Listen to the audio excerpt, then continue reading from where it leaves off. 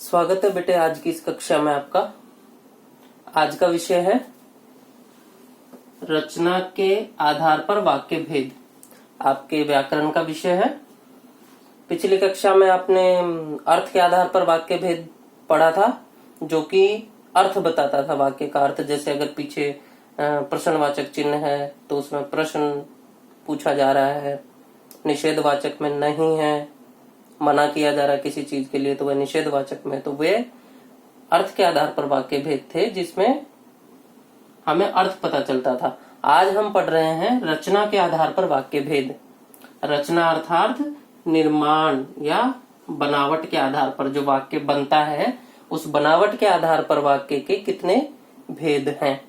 ठीक है बेटे, लेकिन सबसे पहले हम जानेंगे पिछली कक्षा में जब आपने अर्थ के आधार पर वाक्य भेद पढ़ा था उस समय आपने वाक्य की परिभाषा पढ़ी होगी, लेकिन फिर से हम एक बार देख लेते हैं।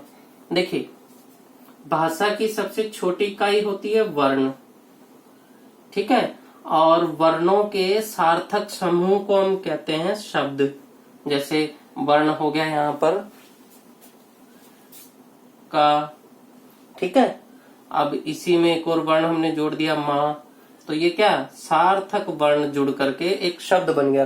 कम हो गया ना, एक और हम जोड़ देंगे ला, ठीक है, तो ये सार्थक वर्ण जुड़ करके एक शब्द बन गया कमल। तो ठीक इसी प्रकार से जो सार्थक शब्द है, इसी सार्थक शब्दों से फिर आगे वाक्य बनता है। ठीक है, वर्णों के सार्थक समूह को हम शब्द कहते हैं और शब्दों के सार्थक समूह को वाक्य कहते हैं। तो वाक्य की परिभाषा अब आप बना सकते हो, नीचे लिखा भी है मैंने। देखिए, वाक्य की परिभाषा क्या होगी कि शब्दों के सार्थक एवं व्यवस्थित। यहाँ एक और चीज आई है बेटे, व्यवस्थित। व्यवस्थित का अर्थ होता है बेटे क्रमानुसार, यानी वाक्य में शब्दों का एक निश्चित क्रम होना चाहिए जो कि व्याकरणिक यानी व्याकरण की दृष्टि से शुद्ध हो। हम शब्दों को इधर उधर नहीं रख सकते, वह व्याकरण की दृष्टि से अशुद्ध हो जाएगा। इसलिए वाक्य शुद्धि का भी एक विषय हो जाता है। ठीक है, तो व्यवस्थित यानी एक निश्चित क्रम में शब्द हो।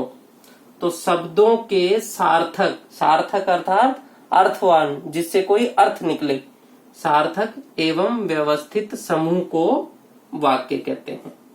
यह वाक्य की परिभाषा है। ठीक है बेटे, चलिए आगे आइए। अब वाक्य तो है, वाक्य के अंग, अंग अर्थात भाग, वाक्य के भाग कितने होते हैं, अंग कितने होते हैं, और उदाहरण के माध्यम से हम देखेंगे कि कैसे होते हैं वे, मतलब किस प्रकार से उन दो वाक्य के दो अंग होते हैं। यहाँ लिखे हुए मैंने, उद्देश्य और दूसरा विधेय। अब इन दो अंगों में वाक्य को किस प्रकार बांटा जाता है वह हम उदाहरण के माध्यम से देखेंगे। वाक्य के अंग कौन कौन से होते हैं, उद्देश्य और विधेय। अब सबसे पहले पढ़ते हैं हम उद्देश्य के बारे में। उद्देश्य क्या होता है? उद्देश्य बेटे वाक्य में जिसके संबंध में कुछ कहा जाए, जिसके संबंध में वाक्य में कहा जाता है, अर्थात कर्ता ही उद्देश्य होता है। देखो, वाक्य में किसके बारे में कहा जाता है, जैसे मैं एक सिंपल सा बहुत प्राथमिक कक्षा का उदाहरण, वाक्य का उदाहरण वाक्य बोलता हूं, मैं पुस्तक पढ़ता हूं। तो यहाँ पुस्तक पढ़ता हूं, पढ़ना क्रिया है, पुस्तक कर्म है। तो यह पुस्तक कौन पढ़ रहा है, किसके बारे में हम कह रहे हैं, मैं, यानी मेरे बारे में। तो मैं क्या हो गया यहाँ पर, कर्ता। ठीक है, तो जिसके बारे में कहा जाता है वही कर्ता होता है और उसे ही हम उद्देश्य कहते हैं। तो जिसके संबंध में वाक्य में कहा जाता है, वाक्य में जिसके संबंध में कहा जाता है, जिसके संबंध में वाक्य में कहा जाता है, अर्थात कर्ता, कर्ता ही उद्देश्य होता है। कर्ता के बारे में कहा जाता है ना वाक्य में, तो कर्ता ही उद्देश्य होता है। अब कर्ता के साथ कभी कभार होता है, जैसे कि राम, राम से पहले उसका भाई राम हमने लिख दिया, उसका भाई, तो राम से पहले दो शब्द और आ गए, उसका भाई, लेकिन वह राम के साथ ही है, कर्ता के साथ ही है। तो कुछ शब्द और आ जाते हैं जो कर्ता के साथ आ जाते हैं उनको कर्ता की विशेषता बताते हैं, इसलिए उनको विशेषण कहते हैं। तो आगे देखो, इसके अंतर्गत, किसके अंतर्गत? उद्देश्य के अंतर्गत। उद्देश्य के अंतर्गत कर्ता का विशेषण, यानी कर्ता के साथ जो और शब्द आते हैं, कर्ता के बारे में कुछ बताते हैं, इसके अंतर्गत कर्ता का विशेषण, जिसे कर्ता का विस्तारक भी कहते हैं। विस्तारक मतलब जो कर्ता को विस्तार दे, ठीक है। तो इसके अंतर्गत कर्ता का विशेषण, जिसे कर्ता का विस्तारक भी कहते हैं, वह भी आता है। किसके अंतर आता है? वह भी उद्देश्य के अंदर ही, ठीक है। तो उद्देश्य क्या होता है कि वाक्य में जिसके बारे में कहा जा रहा है, अर्थात किसके बारे में कहा जाता है? कर्ता के बारे में, तो कर्ता ही उद्देश्य होता है। और कर्ता के साथ यदि कोई और शब्द आते हैं जो कि कर्ता की विशेषता बताते हैं, विशेषण जो होते हैं, उसको कर्ता का विस्तारक भी कहते हैं हम, जो कर्ता को विस्तार दे, ठीक है, कर्ता का विस्तारक भी कहते हैं। वे शब्द भी किसके अंतर्गत आते हैं? उद्देश्य के अंतर्गत आते हैं, ठीक है बेटे। अब इसको एक उदाहरण के माध्यम से हम समझते हैं। एक उदाहरण के माध्यम से हम इसको समझेंगे, किसको? उद्देश्य को। फिर ठीक उसी प्रकार विधेय की भी परिभाषा लिख करके उसको भी हम उदाहरण के माध्यम से समझेंगे। उदाहरण है बेटे, उदाहरण मैं लिखता हूं कि मेरा भाई धार्मिक पुस्तकें पढ़ता है। भाई का नाम भी लिख सकते हैं। देखो उदाहरण हम लिख रहे हैं यहां पर,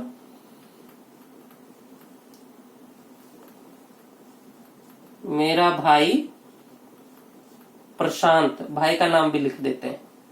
मेरा भाई प्रशांत धार्मिक पुस्तकें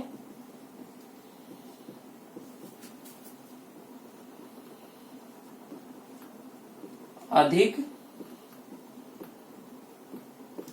पढ़ता है। अब यहाँ पुस्तकें कौन पढ़ता है? किसके बारे में कह रहे हैं?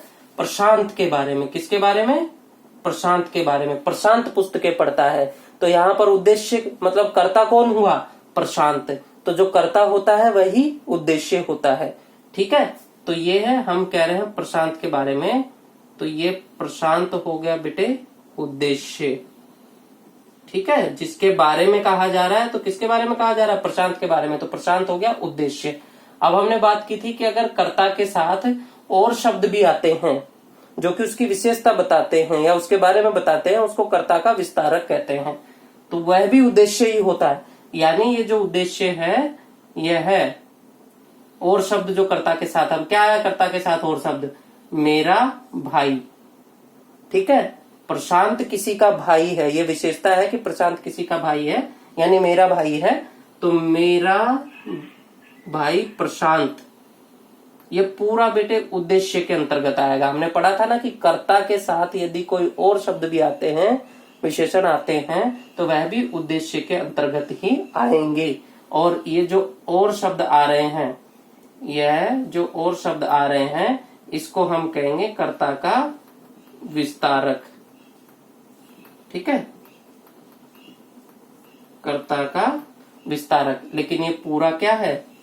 यह पूरा उद्देश्य ही है, ठीक है बेटे। समझ आएगा आपको उद्देश्य? कर्ता और कर्ता के साथ जो भी शब्द आए हैं, कर्ता और कर्ता के साथ जो भी शब्द आते हैं वे किस में आएंगे? उद्देश्य में। और जो कर्ता के साथ और शब्द आते हैं उसको विस्तारक कहते हैं, कर्ता का विस्तारक, ठीक है। उद्देश्य आपको समझ आया? तो वाक्य का एक भाग तो हो गया उद्देश्य, ये इतना हमने पढ़ लिया। अब बचा हुआ भाग जो है वह विधेय होगा, ठीक है। यानी प्रशांत, प्रशांत के बारे में क्या कहा जा रहा है? प्रशांत के बारे में कहा जा रहा है ना। और क्या कहा जा रहा है प्रशांत के बारे में? प्रशांत के बारे में कहा जा रहा है कि वह धार्मिक पुस्तकें अधिक पढ़ता है। तो प्रशांत यानी कर्ता के बारे में कहा जा रहा है कि वह धार्मिक पुस्तकें अधिक पढ़ता है। तो यहां से विधेय की परिभाषा बन गई कि कर्ता या उद्देश्य, उद्देश्य के, ये हो गया, उद्देश्य के बारे में जो कुछ कहा जाए, उद्देश्य के बारे में जो कुछ कहा जाए उसको विधेय कहते हैं। तो यह वाक्य का दूसरा अंग हो गया। तो पूरा वाक्य हो गया। वाक्य के दोनों अंग की हमने बात कर ली। पहला उद्देश्य, जिसके बारे में कहा जाए, और उसके बारे में जो कुछ कहा जाए वह क्या हो गया? वह हो गया विधेय। वह क्या हो गया? विधेय। देखो विधेय का भी उदाहरण ले लेते हैं। पहले परिभाषा, यही उदाहरण से हम विधेय भी समझेंगे, लेकिन पहले परिभाषा लिख लेते हैं। परिभाषा बना ली हमने।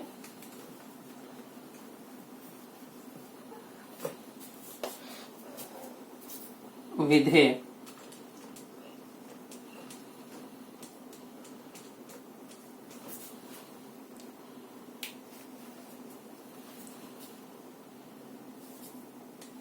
विधेय की परिभाषा होगी उद्देश्य।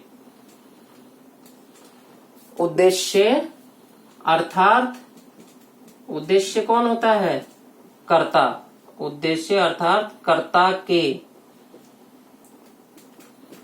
विषय में जो कुछ कहा जाए उसे विधेय कहते हैं। अब इसमें भी बेटे विस्तारक होता है, यानी कुछ कहा जाता है कर्ता के विषय में, उसके साथ जो और शब्द आएंगे वह किस में आएंगे? विस्तारक में। इसके विस्तारक में उन शब्द में आएंगे। तो इसमें क्या क्या क्या आता है? इसमें आएगा आपका क्रिया आएगी, और लिख लेते हैं यहां पर, यहां नीचे लिखिए, विधेय के अंतर्गत, विधेय के अंतर्गत प्रयुक्त, यानी प्रयोग की जाने वाली, विधेय के अंतर्गत प्रयुक्त क्रिया, क्रिया के साथ कोई और शब्द आएगा तो वह है क्रिया का विस्तारक। फिर कर्म, कर्म के साथ अगर कोई और शब्द आएगा तो वह है कर्म का विस्तारक।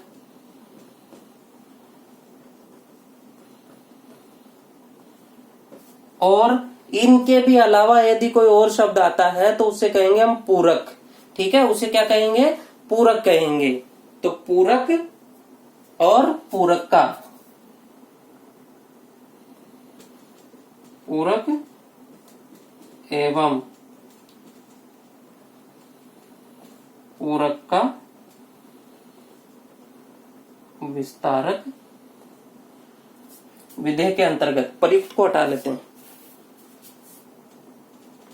विधेय के अंतर्गत क्रिया, क्रिया का विस्तारक, कर्म, कर्म का विस्तारक, पूरक एवं पूरक का विस्तारक आता है। अब देखो इसको उदाहरण के माध्यम से देखते हैं, उसी उदाहरण के माध्यम से। ठीक है, छोटा छोटा मैं लिखूंगा ताकि उदाहरण भी हम समझ लें। क्या था उदाहरण बेटे? मेरा भाई प्रशांत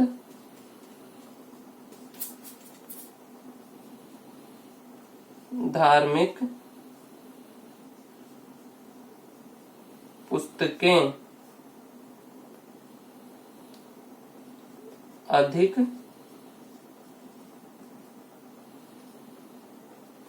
पढ़ता है। ठीक है बेटे, मेरा भाई प्रशांत धार्मिक पुस्तकें अधिक पढ़ता है। तो इसमें से हमने इसकी तो बात कर ली थी। ये क्या हुआ? उद्देश्य हुआ। ठीक है बेटे, ये तो उद्देश्य हो गया, वाक्य का पहला अंग। अब इसके विषय में जो कुछ कहा जा रहा है, हमने उद्देश्य में बात की थी। इसके विषय में जो कुछ कहा जा रहा है, क्या कहा जा रहा है? कि ये पढ़ता है, लेकिन क्या? धार्मिक पुस्तकें। तो यह सब इसके बारे में कहा जा रहा है पूरा। तो ये बेटे जो कुछ इसके बारे में कहा जा रहा है वह होता है विधेय। क्या होता है? विधेय। यह पूरा भाग विधेय है, यह पूरा भाग विधेय है। अब इसमें देखो, क्रिया, क्रिया का विस्तारक, कर्म, कर्म का विस्तारक, ये भी हम देख लेते हैं। यह इसमें क्या है? यह है क्रिया है। पढ़ना क्या है? क्रिया है। अधिक पड़ता है, यह क्रिया की विशेषता है। तो यह इसका हो गया विस्तारक। ठीक है, यह क्या हो गया इसका विस्तारक। ठीक उसी प्रकार पुस्तकें क्या है, यह कर्म है, कर्म। विधेय तो पूरा हो गया, पूरा भाग विधेय है। अब हम अलग अलग इससे अलग अलग भाग के बारे में बात कर रहे हैं। पुस्तकें क्या है, कर्म है पुस्तकें। और पुस्तकें कैसी है, धार्मिक। तो यह इसकी विशेषता है, तो यह इसका विस्तारक हो गया। ठीक है, आपको समझ आ गया। विधेय जो कुछ कर्ता के बारे में कहा जाता है वह विधेय होता है, और विधेय के अंतर्गत क्रिया, क्रिया का विस्तारक, कर्म, कर्म का विस्तारक, और इसके अलावा भी कोई और शब्द आता है उसका विस्तारक।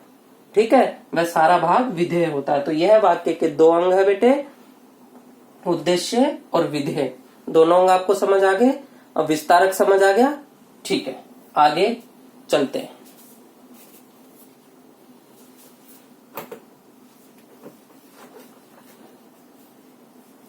अब आगे हम रचना के आधार पर, जो हमारा विषय है, ये तो अभी तक हम वाक्य के बारे में पढ़ रहे थे, क्योंकि हमें जो है रचना के आधार पर वाक्य पढ़ने के लिए हमें यह जानना आवश्यक है कि वाक्य में उद्देश्य विधेय क्या होता है। ठीक है, हाँ, तो अब हम पढ़ेंगे बेटे रचना के आधार पर वाक्य भेद। तो डायग्राम से मैं बना लेता हूं। यहां से बना लेते हैं हम। रचना के आधार पर वाक्य भेद। तो रचना के आधार पर वाक्य के 3 भेद होते हैं बेटे। रचना के आधार पर वाक्य के 3 भेद होते हैं। कैसे, एक हम यहां लिख लेते हैं। सबसे पहले नंबर का जो होगा वो क्या होगा, सरल वाक्य, सरल या साधारण वाक्य। ठीक है, ये पहले नंबर का होगा। दूसरे नंबर का होगा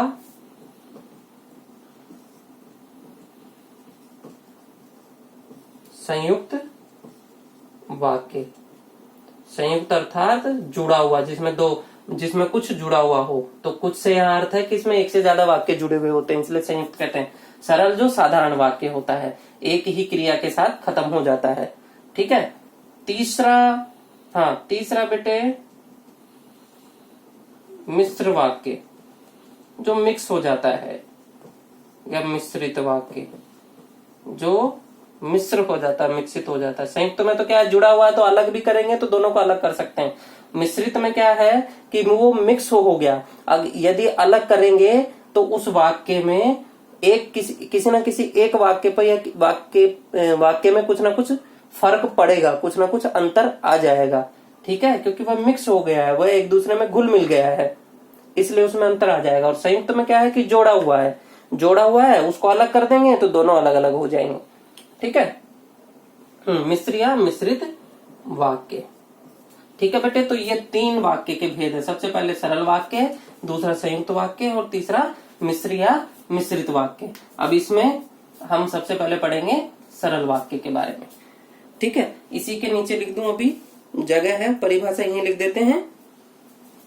सबसे पहले सरल वाक्य, इसके बारे में हम पढ़ रहे हैं।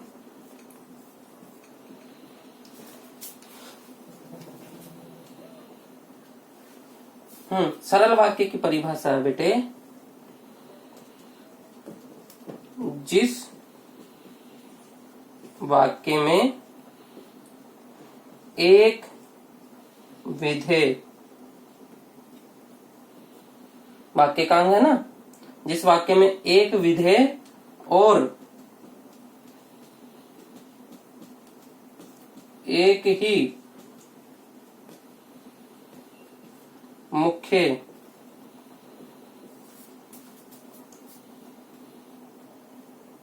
क्रिया होती है। यहां ध्यान रहे बेटे, मैंने कहा मुख्य क्रिया, क्रियाएं और भी होती है, पूर्वकालिक क्रिया होती है, सहायक क्रिया होती है, लेकिन मुख्य क्रिया एक ही होती है, उसे हम सरल वाक्य, सरल यानी जो साधारण रूप का वाक्य होता है, साधारण रूप से लिखा हुआ होता है, उसे सरल वाक्य कहते हैं। ये छोटा सा भी हो सकता है, कर्ता क्रिया कर्म के साथ भी खत्म हो सकता है, कर्ता कर्म और क्रिया के साथ भी खत्म हो सकता है, और बड़ा भी हो सकता है, यानी उनके विस्तारकों के साथ। जैसे हमने ऊपर लिखा था कि मेरा भाई प्रशांत धार्मिक पुस्तकें अधिक पढ़ता है, वह एक लंबा वाक्य था लेकिन वह सरल वाक्य ही था। उसकी जगह हम प्रशांत पुस्तकें पढ़ता है, यह सबसे छोटा वाक्य हो गया, यह भी सरल वाक्य है। ठीक है, तो दोनों ही सरल वाक्य है। तो जिस वाक्य में एक विधेय और एक ही मुख्य क्रिया होती है उसे सरल वाक्य कहते हैं। अब इसमें हमने उद्देश्य के बारे में नहीं लिखा, तो उद्देश्य एक से ज्यादा हो सकते हैं बेटे। आमतौर पर एक ही उद्देश्य होगा, लेकिन उद्देश्य एक से अधिक भी हो सकते हैं।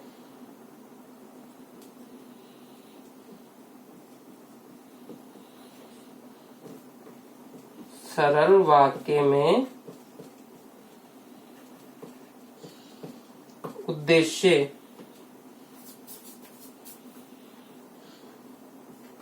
एक से अधिक भी हो सकते हैं। ठीक है, तो उद्देश्य जो है आमतौर पर तो एक ही मिलेगा, लेकिन एक से अधिक भी उद्देश्य इसमें होते हैं। जैसे राम और श्याम पुस्तकें पढ़ते हैं, तो राम और श्याम क्या है, दो कर्ता हो गए, राम और श्याम दो कर्ता हो गए, लेकिन पुस्तकें पढ़ते हैं, तो पुस्तक और पढ़ते हैं एक क्रिया और एक ही, मतलब जो पुस्तकें पढ़ते हैं वो पूरा विधेय हो गया, एक क्रिया एक ही उसमें विधेय है। यानी ये साधारण वाक्य है, लेकिन कर्ता इसमें दो हो गए, राम और श्याम। ठीक है, तो सरल वाक्य आपको समझ आ गया। ठीक है बेटे, एक विधेय एक मुख्य क्रिया, लेकिन उद्देश्य एक से ज्यादा हो सकते हैं। इसका उदाहरण जैसे करके आप उदाहरण एक तो वही लिख सकते हैं कि मेरा भाई प्रशांत धार्मिक पुस्तकें अधिक पढ़ता है। उदाहरण भी लिखवाते हैं आपको।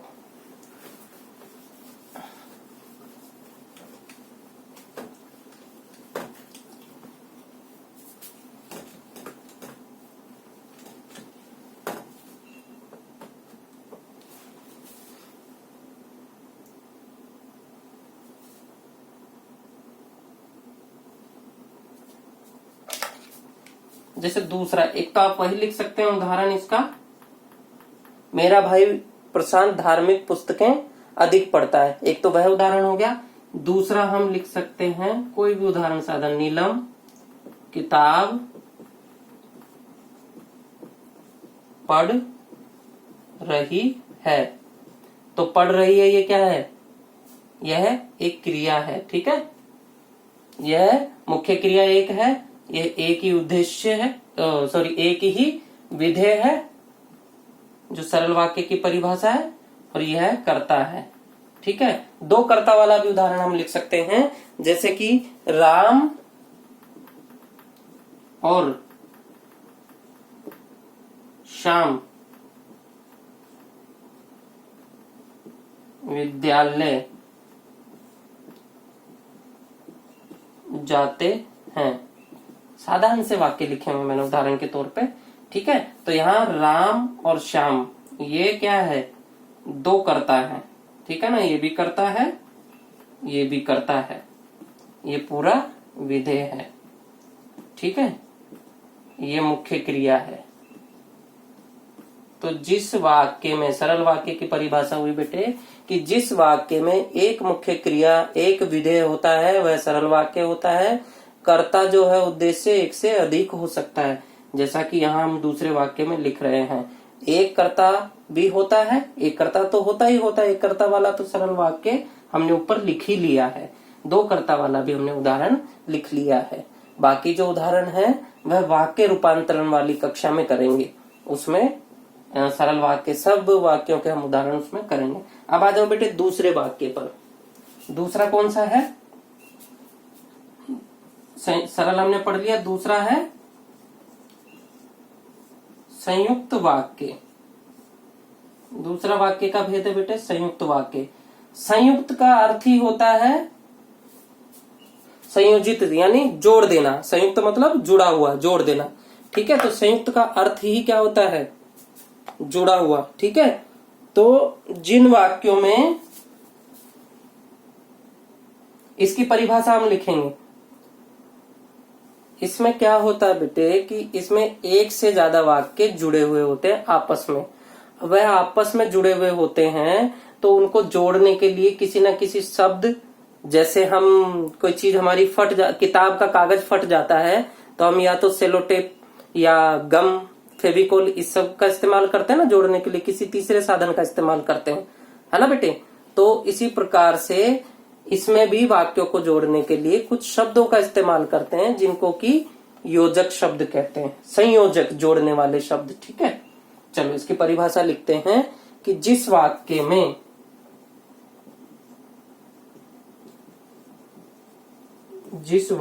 में दो या दो से, देखो दो भी हो सकते हैं, दो से अधिक भी हो सकते हैं, लेकिन कम से कम दो चाहिए। दो या दो से अधिक स्वतंत्र वाक्य, ये ध्यान देने वाली बात है बेटे कि दो या दो से अधिक जो वाक्य होंगे वे क्या होंगे? स्वतंत्र, यानी आजाद होंगे। उनको अलग भी कर सकते हैं तो आजाद हो जाएंगे वे। दो या दो से अधिक स्वतंत्र वाक्य, जिस वाक्य में दो या दो से अधिक स्वतंत्र वाक्य आपस में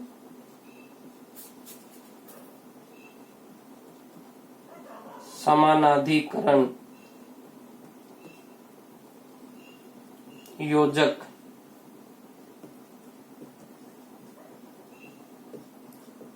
शब्दों द्वारा जुड़े होते हैं उन्हें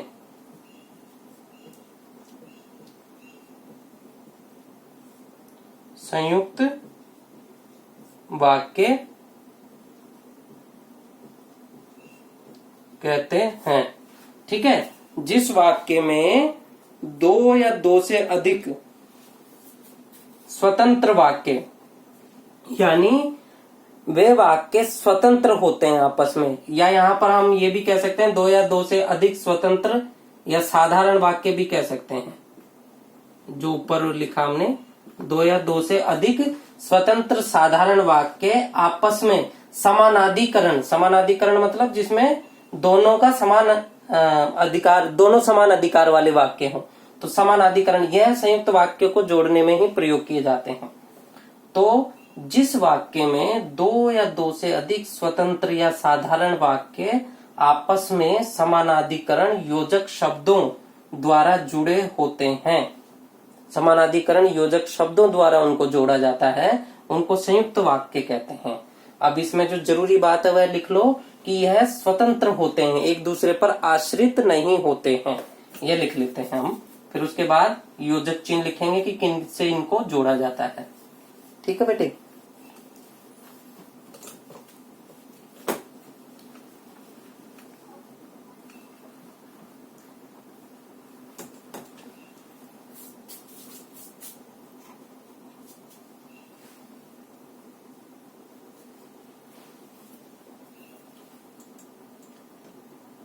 लिखिए संयुक्त, ये ध्यान देने वाली बातें दो तीन है वो लिख लो। संयुक्त वाक्य में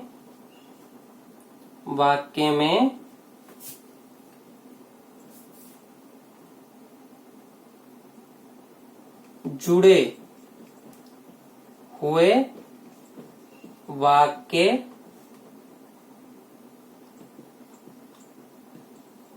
स्वतंत्र होते हैं तथा एक दूसरे पर आश्रित, आश्रित मतलब निर्भर, एक दूसरे पर आश्रित नहीं होते हैं। एक तो यह जरूरी बात है जो समझ लो, स्वतंत्र होते हैं अर्थात ये अगर हम उनको अलग कर देंगे तो दोनों का स्वतंत्र रूप में अर्थ होगा, यानी दोनों में से कोई भी अपना अर्थ नहीं खोएगा, दोनों का स्वतंत्र रूप में अर्थ होगा। ठीक है, जैसे क्या कहते हैं वाक्य का, जैसे सीता गाती है और गीता नाचती है, तो इसमें और को हटा देंगे तो सीता गाती है, गीता नाचती है। दोनों स्वतंत्र वाक्य हैं, दोनों का अर्थ निकल रहा है, तो कोई भी अपना अर्थ नहीं खोएगा। स्वतंत्र वाक्य होते हैं, अलग कर देंगे तो भी इनका अर्थ रहेगा, एक दूसरे पर आश्रित नहीं रहते, निर्भर नहीं रहते कि भाई एक को हटा दिया तो दूसरे का अर्थ खत्म हो जाएगा, ऐसा नहीं। ठीक है बेटे, तो एक तो यह बात ध्यान देने योग्य है। दूसरी बात ध्यान देने योग्य है कि संयुक्त वाक्य योजक शब्द लिखेंगे।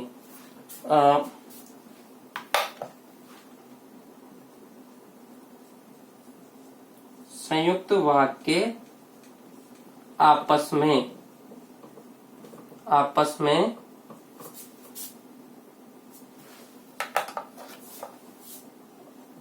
और एवं तथा इसलिए अथवा लेकिन किंतु परंतु, अथवा नहीं लिखे ना,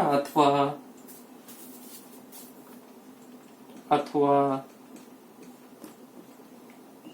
बल्कि, इसलिए हमने लिख लिया क्या? हाँ, इसलिए हमने लिख लिया।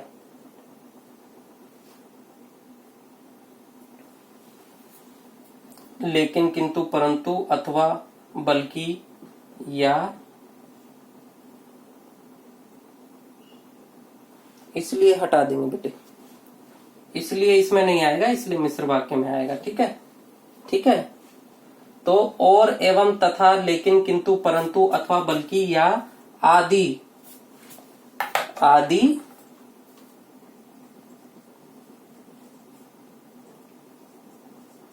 योजक मतलब जोड़ने वाले, योजक शब्दों द्वारा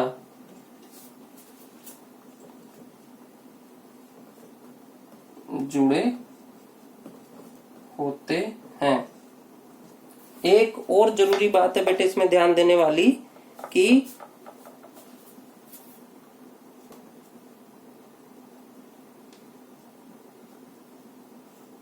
संयुक्त वाक्य में कभी कभी अव्यय या ये जो योजक शब्द, ये जो हम बात कर रहे हैं, अव्यय का लोप का अर्थ होता है बेटे गायब कर देते हैं उसको, गायब हो जाता है, वह लुप्त हो जाता है। संयुक्त वाक्य में कभी कभी अव्यय का लोप हो जाता है। तीसरे का हम उदाहरण के माध्यम से इसको समझेंगे। ठीक है बेटे, तो 3 बातें आप ध्यान रखेंगे कि संयुक्त वाक्य में जुड़े हुए वाक्य आपस में स्वतंत्र होते हैं, अर्थात उनको अलग कर देंगे तो दोनों का स्वतंत्र रूप में अर्थ होगा, वे एक दूसरे पर आश्रित नहीं होते हैं। दूसरा, संयुक्त वाक्य आपस में और, एवं, लेकिन, किंतु, परंतु, तथा, अथवा, बल्कि आदि योजक शब्दों द्वारा जुड़े हुए होते हैं। तीसरा जो विशेष है कि कभी कभी क्या होता है कि संयुक्त वाक्य में जो अव्यय है या ये जो योजक शब्द हैं, ठीक है, अव्यय या इसकी जगह लिख लो योजक, अव्यय या योजक शब्दों का लोप हो जाता है, यानी वे बीच में से संयुक्त वाक्य है लेकिन वहां योजक शब्द गायब है, वहां से लुप्त है ना, उसमें लिखा नहीं गया है, लोप हो जाता है। ठीक है, तो ये 3 बातें इसमें ध्यान देने वाली है मुख्य रूप से बेटे। ठीक है, अब इसका उदाहरण हम लिखेंगे।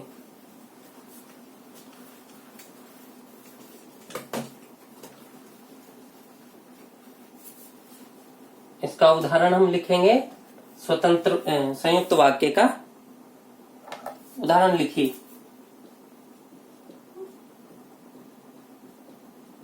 मैं घर से बाहर निकला और बारिश होने लगी। तो यहां पर 2 वाक्य हमने लिख दिए हैं। ठीक है। हाँ बेटे, देखिए यहां पर 2 सरल वाक्य हैं। मैं घर से बाहर निकला, एक तो ये हो गया। दूसरा, बारिश होने लगी। ठीक है, ये 2 सरल वाक्य हैं। इन दोनों सरल वाक्यों को और योजक चिन्ह द्वारा जोड़ा गया है। ठीक है, तो अब पहला जो हमने बिंदु लिखा था उसको स्पष्ट करते हैं कि यदि इन दोनों को हम अलग कर दें तो इनका स्वतंत्र रूप में अर्थ निकलेगा। तो इसको छुपा लेते हैं, अलग करके देखते हैं। मैं घर से बाहर निकला। ठीक है, घर से बाहर निकल गया, पूरा अर्थ स्पष्ट हो रहा है। दूसरा है बारिश होने लगी। बारिश होने लगी यानी बारिश शुरू हो गई है, इसका भी अर्थ स्पष्ट हो रहा है। ठीक है, तो दोनों वाक्य जो है स्वतंत्र हो जाते हैं, एक दूसरे पर आश्रित नहीं होते। और योजक चिन्ह का हमने यहाँ इस्तेमाल किया है, प्रयोग किया है और योजक चिन्ह का। अब तीसरा जो बिंदु था, पहले 2 बिंदु स्पष्ट हो गए, योजक चिन्ह भी हमने पढ़ लिया और स्वतंत्र वाक्य पढ़ लिया। तीसरा बिंदु था कि कभी कभी ये जो योजक चिन्ह है इसका भी लोप हो जाता है, ये गायब हो जाता है, वहां उसमें वाक्य में नहीं लिखा होता है, लेकिन फिर भी वह संयुक्त वाक्य होता है। तो इसका भी हम उदाहरण लिख लेते हैं। एक उदाहरण इसका भी हम लिख लेते हैं।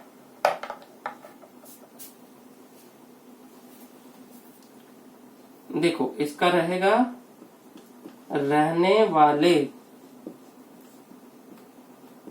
रहेंगे, जाने वाले जाएंगे। ठीक है बेटे, ये भी 2 वाक्य हमने यहाँ लिख दिया। अब यहाँ पर देखो कोई भी योजक चिन्ह नहीं है, जो यह कोमा लगा हुआ है यहाँ से पहले ये एक वाक्य है और इसके बाद ये दूसरा वाक्य है। देखो, रहने वाले रहेंगे। ठीक है, पूरा अर्थ स्पष्ट हो रहा है, रहने वाले रहेंगे। दूसरा, जाने वाले जाएंगे। ठीक है, जाने वाले जाएंगे यानी जिसको जाना वह चला जाएगा। तो यहाँ 2 स्वतंत्र वाक्य हैं, लेकिन बीच में योजक चिन्ह गायब है, जो अव्यय है वह गायब है। ठीक है, उसका लोप कर दिया गया। तो यहाँ पर आएगा और योजक चिन्ह यदि हम लगाते हैं तो कभी कभी आपको पेपर में या एग्जाम में ऐसा भी हो सकता है कि इस प्रकार का वाक्य आ जाए तो आपको जो है दुविधा की स्थिति हो उसमें। ठीक है बेटे, तो दुविधा की स्थिति हो इसलिए हमने इस प्रकार का वाक्य भी कर लिया है। तो यहाँ रहने वाले रहेंगे और जाने वाले जाएंगे, इस प्रकार का वाक्य बनेगा अगर हम योजक चिन्ह लगाएंगे तो। ठीक है बेटे, अब इसके आगे जो है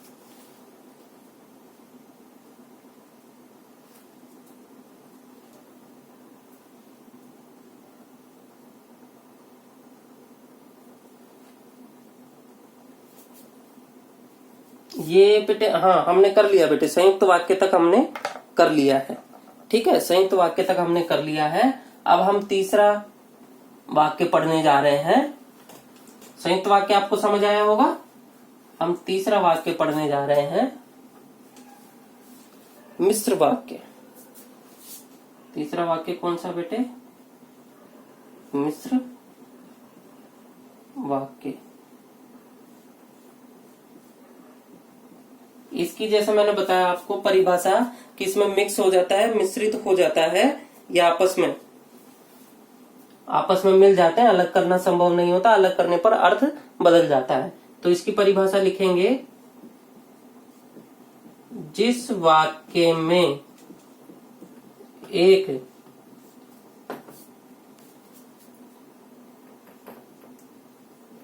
प्रधान उपवाक्य हो तथा शेष एक हो या 2 हो, शेष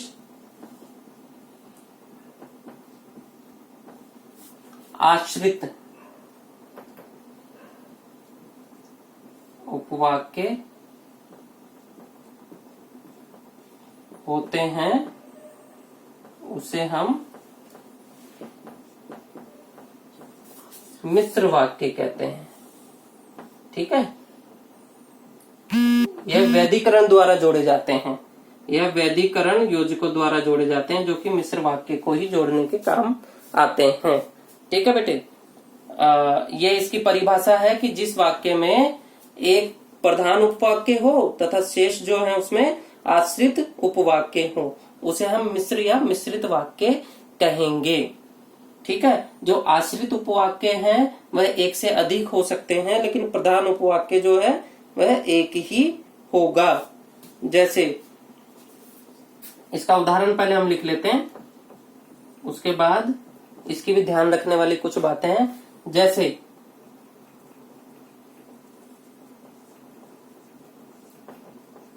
गांधी जी ने कहा कि सदा सत्य बोलो। ठीक है बेटे, इसमें दो वाक्य हैं। गांधी जी ने कहा कि सदा सत्य बोलो, दो वाक्य हैं। यह मिश्रित वाक्य है, दो वाक्य हैं। तो दो वाक्य यहाँ पर इस योजक चिन्ह, इस योजक शब्द द्वारा जुड़े हुए हैं। तो अब इसमें देखो, हमने बात की कि एक प्रधान उपवाक्य होता है, एक प्रधान होता है, यानी एक जो वाक्य होगा वह प्रधान होता है और दूसरा जो है उस पर आश्रित होता है। तो प्रधान यानी मुख्य कौन सा होगा? प्रधान की विशेषता यह होती है कि वह अलग करने पर भी अपना पूरा अर्थ स्पष्ट करता है, लेकिन दूसरा जो है अलग करने पर अस्पष्ट अर्थ देता है, यानी उसका जो अर्थ है वह अस्पष्ट होता है, मतलब कुछ उसमें अधूरा सा उसमें प्रकट होता है। ठीक है, तो इसमें प्रधान उपवाक्य है बेटे, गांधी जी ने कहा। गांधी जी ने कहा, तो गांधी जी ने कुछ से कुछ कहा, गांधी जी ने तो बहुत कुछ कहा है, तो यह उपवाक्य जो है वह पूरा है, यह प्रधान उपवाक्य है, यह मुख्य उपवाक्य है कि गांधी जी ने कुछ कहा है। अब की लगा करके हम आगे लिख रहे हैं कि क्या कहा है कि सदा सत्य बोलो, यानी एक बात उसमें से यहाँ लिखी हुई है। गांधी जी ने कहा कि सदा सत्य बोलो, तो अगर गांधी जी ने कहा है, इसको हटा देंगे हम, यह प्रधान उपवाक्य है बेटे, इसको हटा देंगे तो यहाँ पर आएगा कि सदा सत्य बोलो। तो कि सदा सत्य बोलो, तो यह अपने आप में अधूरा वाक्य, अधूरा मतलब अस्पष्ट अर्थ देता, अधूरा तो कहना उचित नहीं होगा, अस्पष्ट अर्थ देता है। तो यह जो सदा सत्य बोलो, यह वाक्य इस पर आश्रित है, प्रधान उपवाक्य पर। यह हो गया बेटे आश्रित उपवाक्य। तो एक प्रधान उपवाक्य होता है और शेष आश्रित उपवाक्य होते हैं, यह इस पर निर्भर होता है, यानी इसका जो पूरा अर्थ है इसी से स्पष्ट होगा। गांधी जी ने कहा है कि सदा सत्य बोलो, कि सदा सत्य बोलो किसने कहा है? गांधी जी ने कहा है। ठीक है, इसको साथ में लेने पर ही इसका अर्थ स्पष्ट होता है। अब इसमें ध्यान रखने योग्य बातें हैं बेटे, वो हम लिख लेते हैं। पहली तो यही कि इन वाक्यों में जो आश्रित उपवाक्य है और प्रधान उपवाक्य पर निर्भर रहता है। दूसरी योजक शब्द वाली बात है जो हम लिखेंगे, कौन कौन से योजक शब्दों से यह जुड़ा हुआ होता है। पहला तो यह है, इन वाक्यों में आश्रित उपवाक्य प्रधान उपवाक्य पर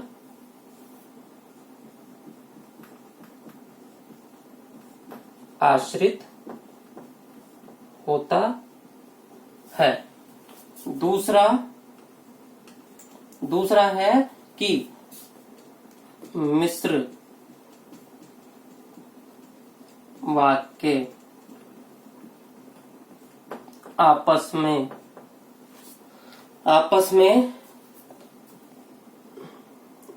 जब तब ज्यों त्यों इसलिए यदि कि, ठीक है, जब तब ज्यों जैसे वैसे भी लिखेंगे। ठीक है, जब तब ज्यों त्यों इसलिए यदि कि जैसे, ठीक है, जैसे वैसे क्योंकि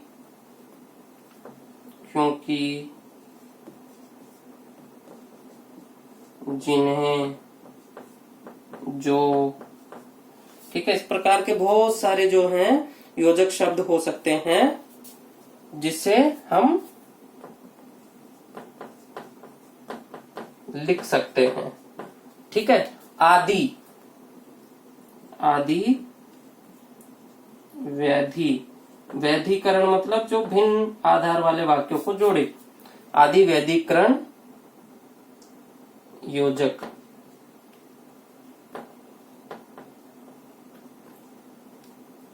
शब्दों द्वारा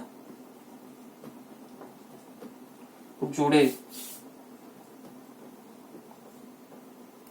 होते हैं, ठीक है। ये दूसरी जरूरी बात है। पहला तो ये कि एक प्रधान उपवाक्य होता है और प्रधान उपवाक्य पर ही आश्रित उपवाक्य आश्रित होता है।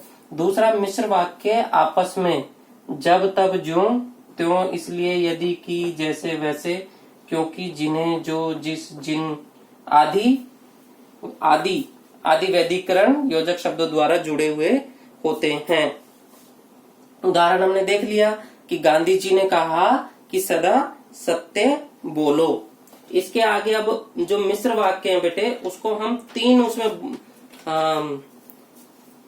तीन भेदों, मिश्र वाक्य के जो है, मिश्र वाक्य में जो आश्रित उपवाक्य होता है उसके 3 प्रकार होते हैं, 3 भेद होते हैं। आश्रित उपवाक्य किस किस प्रकार का होता है, ठीक है। इसका एक और उदाहरण लिख सकते हैं हम, जो मिश्र वाक्य का, जो परिश्रम करता है वह अवश्य सफल होता है, ठीक है। तो जो परिश्रम करता है, यानी जो योजक शब्द से कोई भी वाक्य शुरू होगा, आमतौर पर वही जो है आश्रित उपवाक्य होता है, ठीक है। क्योंकि यह अधूरा अर्थ प्रकट करता है, अधूरा अर्थ प्रकट कर रहा है कि जो परिश्रम करता है, तो यह अपने पूरे अर्थ के लिए इस प्रधान उपवाक्य पर निर्भर है, ठीक है। इसको हटा करके यदि हम यह लिखेंगे वह अवश्य सफल होता है, तो यह अपना पूरा अर्थ प्रकट कर रहा है, यह प्रधान उपवाक्य, ठीक है। ये दूसरा उदाहरण हो गया। अब लिखेंगे हम आश्रित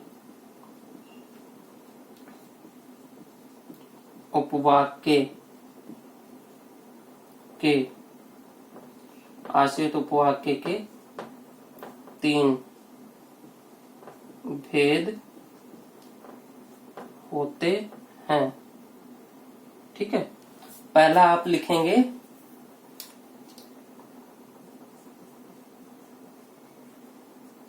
संज्ञाश्रित, ठीक है, संज्ञाश्रित उपवाक्य। दूसरा आप लिखेंगे विशेषण आश्रित उपवाक्य। तीसरा आप लिखेंगे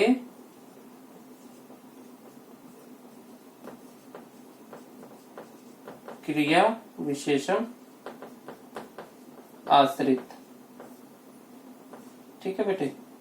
अब इनकी परिभाषा मैं लिख तो नहीं रहा हूं, लेकिन आपको मैं यहाँ पर स्पष्ट कर देता हूं। देखो, संज्ञा आश्रित उपवाक्य, जो उपवाक्य प्रधान उपवाक्य की संज्ञा के स्थान पर प्रयुक्त होता है, उसको संज्ञा आश्रित उपवाक्य कहते हैं। यानी प्रधान उपवाक्य में जो संज्ञा होती है, तो आश्रित उपवाक्य में वह उसकी जगह प्रयोग हो जाता है, वह संज्ञा आश्रित उपवाक्य होता है। और विशेषण, जो विशेषण की सामान्य परिभाषा है, यहाँ भी वही होगी, बस हम ये जोड़ देंगे कि प्रधान उपवाक्य की वह विशेषता बताता है। प्रधान उपवाक्य के संज्ञा शब्दों की या संज्ञा सर्वनाम शब्दों की वह विशेषता बताता है, वह विशेषण आश्रित होता है। क्रिया विशेषण, जो वाक्य प्रधान उपवाक्य की क्रिया की विशेषता बताता है, वह क्रिया विशेषण आश्रित उपवाक्य होता है। अब समस्या है कि हम पहचानेंगे कैसे कि संज्ञा आश्रित उपवाक्य कौन सा है, विशेषण आश्रित उपवाक्य कौन सा है, क्रिया विशेषण आश्रित उपवाक्य कौन सा है। तो यहाँ लिखेंगे बेटे कि जो की से की योजक शब्द से जो वाक्य शुरू होता है वह होगा संज्ञाश्रित उपवाक्य। और जो तो मैं बोल ही रहा हूं, इसमें जो ही आएगा, जो, जिसे, जिन्हें, जिसका, ठीक है, नीचे लिख दे, जिसका, जिसके भी लिख सकते हैं, जिसके भी लिख सकते हैं इसका। तो इस प्रकार के शब्दों से जो, जिसे, जिन्हें हमने लिख दिया, इस प्रकार के शब्दों से जो शुरू होगा आश्रित उपवाक्य वह विशेषण आश्रित उपवाक्य होगा। अब बचा अंतिम, वो आएगा कि ज्यों, जैसे, वैसे, जब, तब, ठीक है, जो, जैसे, वैसे, जब, तब, ठीक है, त्यों,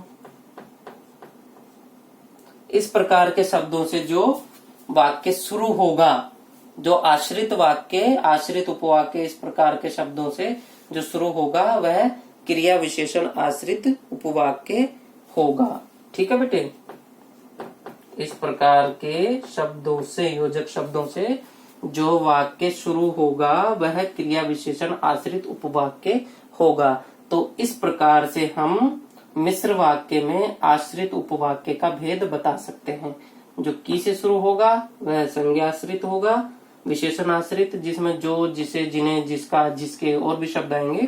क्रिया विशेषण आश्रित में जो, जैसे, वैसे, जब, तब, त्यों, जितना, ठीक है, इस प्रकार से, जिसका तो ऊपर आ गया बेटे, जितना, यह इस प्रकार के जो वाक्य होंगे वह क्रिया विशेषण आश्रित उपवाक्य में आएगा। तो इस प्रकार से रचना के आधार पर वाक्य के तीन भेद होते हैं, सरल वाक्य, संयुक्त वाक्य और मिश्र वाक्य। वाक्य के दो अंग होते हैं, उद्देश्य और विधेय।